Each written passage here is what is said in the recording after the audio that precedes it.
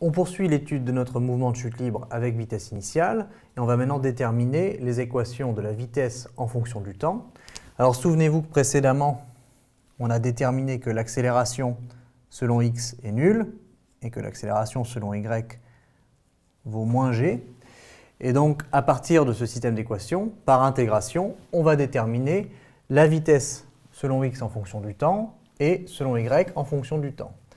Alors en intégrant, on trouve que Vx de t est égal à une constante C1, puisque l'accélération est nulle, et Vy de t est égal à moins gt plus C2.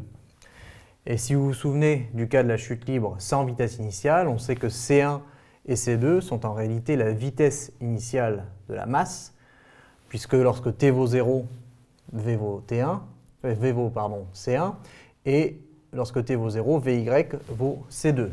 Donc, pour t égale 0, on a Vx de 0, de toute façon, vaut C1, parce que c'est constant selon x.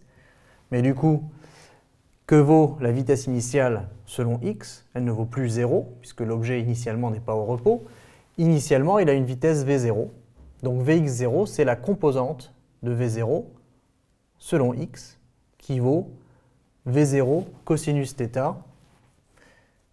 Si vous ne vous souvenez plus comment déterminer les composantes d'un vecteur, allez voir la vidéo sur la composante des forces. C'est la même chose ici, à part qu'au lieu d'avoir une force, on a une vitesse, mais les deux étant représentés par des vecteurs, c'est la même manipulation.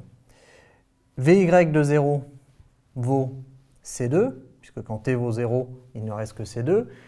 Et Vy de 0, c'est la composante verticale de la vitesse initiale V0. Et cette composante verticale vaut V0 sinus θ.